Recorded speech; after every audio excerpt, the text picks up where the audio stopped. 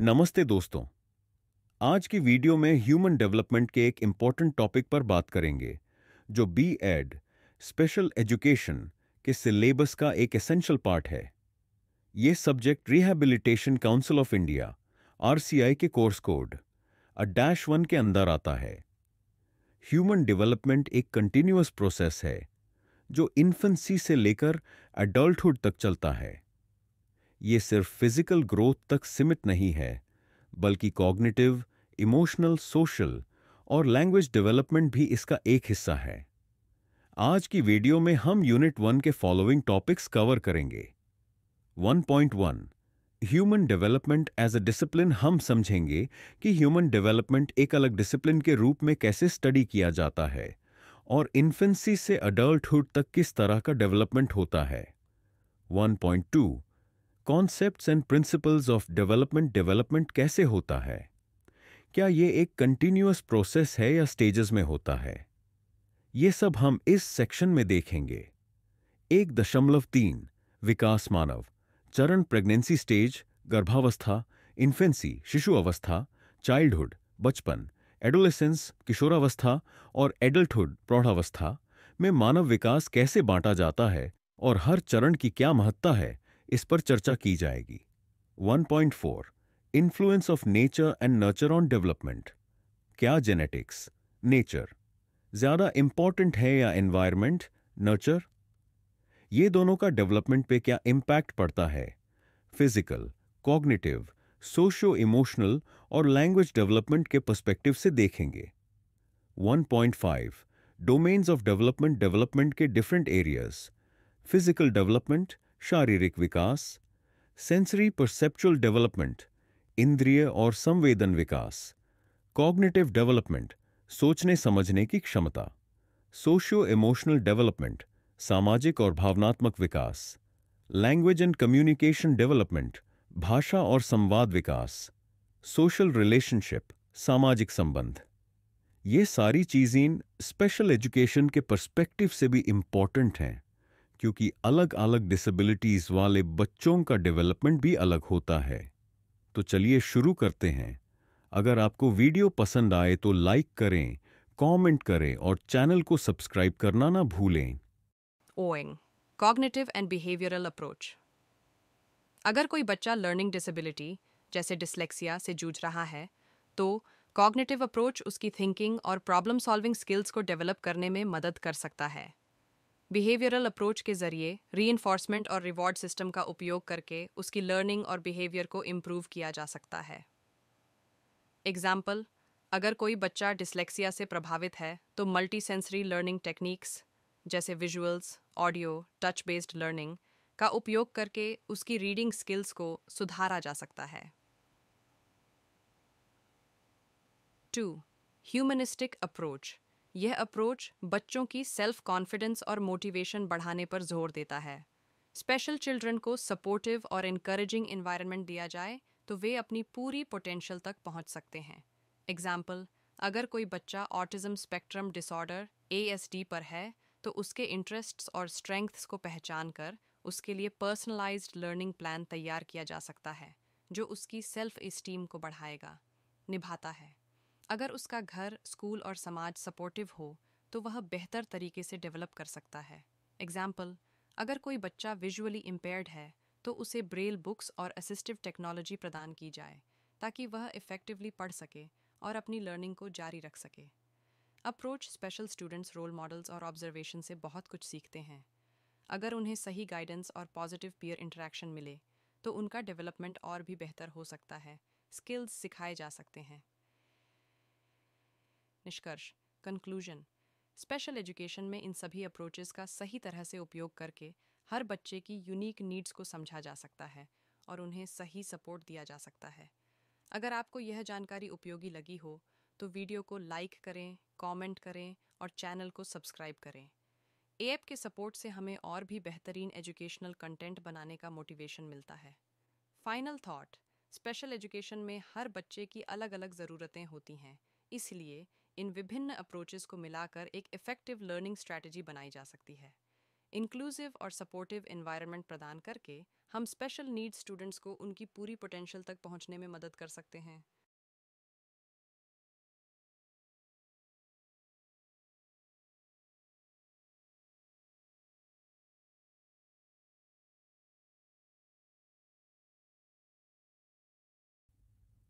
One development is life long. हर इंसान का डेवलपमेंट बर्थ से ओल्ड एज तक चलता रहता है। एग्जाम्पल, एक छोटा बच्चा चलना सीखता है, एक टीनेजर लॉजिकल थिंकिंग डेवलप करता है और एक एल्डरली पर्सन नई टेक्नोलॉजी सीखने की कोशिश करता है। दो डेवलपमेंट इज मल्टी डायमेंशनल, ये सिर्फ फिजिकल नहीं होता बल्कि कॉग्निटिव, इमोशनल और सोशल भी होता है।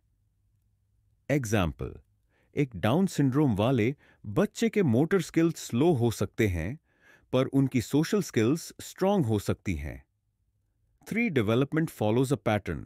ग्रोथ एक सिक्वेंशियल ऑर्डर में होती है। एग्जाम्पल, पहले बच्चा बैबल करता है, फिर सिंगल वर्ड्स और उसके बाद फुल सेंटेंसेस बोलता है। For development proceeds from simple to complex. पहले बेसिक स्किल्स डेवलप होती हैं, फिर कॉम्प्लेक्स स्किल्स। एग्जाम्पल, पहले एक स्टूडेंट लेटर्स आइडेंटिफाई करता है, फिर वर्ड्स पढ़ता है और धीरे धीरे कॉम्प्लेक्स टेक्स्ट समझने लगता है। पंच इंडिविजुअल डिफरेंसेस एग्जिस्ट। हर इंसान अपने पेस पे ग्रो करता है।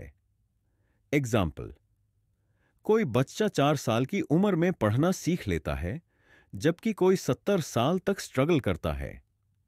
नेचर और नर्चर का इन्फ्लुएंस डेवलपमेंट। जीन्स और एनवायरनमेंट दोनों का इंपैक्ट होता है।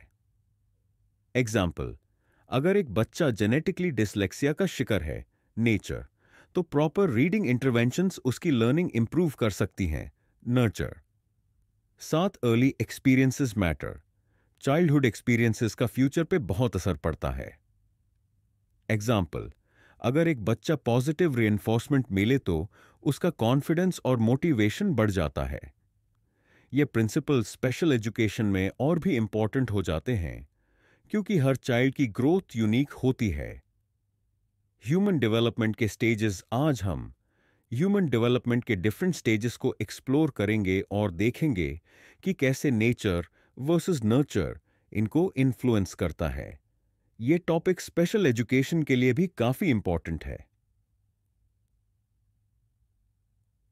Make prenatal development, conception to birth.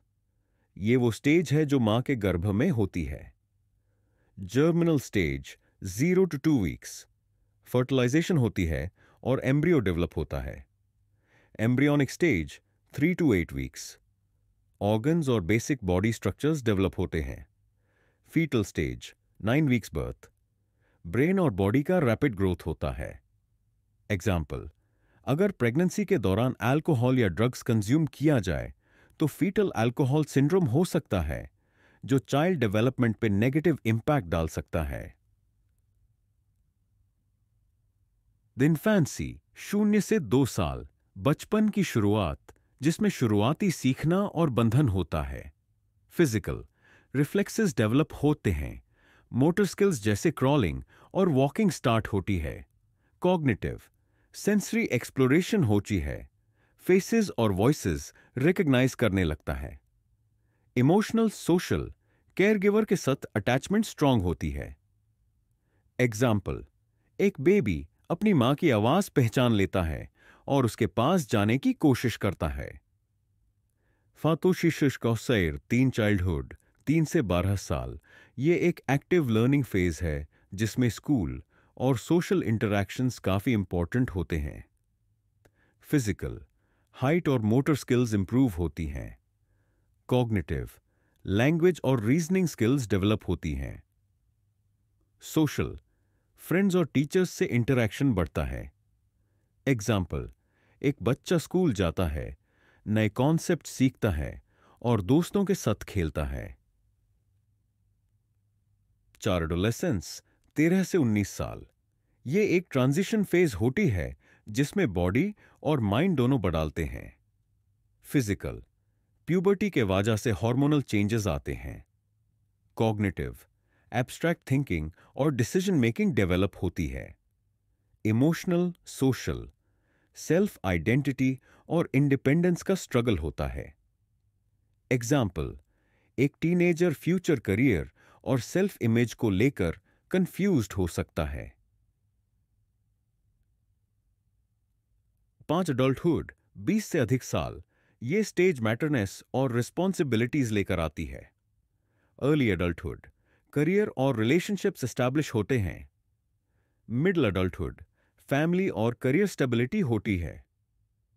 Late adulthood, retirement के बाद लोग अपनी लाइफ के बारे में रिफ्लेक्ट करते हैं। एग्जाम्पल, एक एल्डरली पर्सन अपनी लाइफ के अचीवमेंट्स पे सोचता है और फ्यूचर जनरेशंस को गाइड करता है। नेचर वर्स नर्चर का रोल डेवलपमेंट पे जेनेटिक नेचर और एनवायरमेंटल नर्चर फैक्टर्स का इंपैक्ट होता है।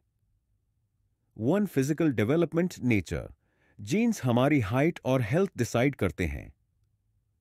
नर्चर, न्यूट्रिशन और एक्सरसाइज से भी ग्रोथ पे असर पड़ता है। The cognitive development nature, intelligence genetic हो सकती है।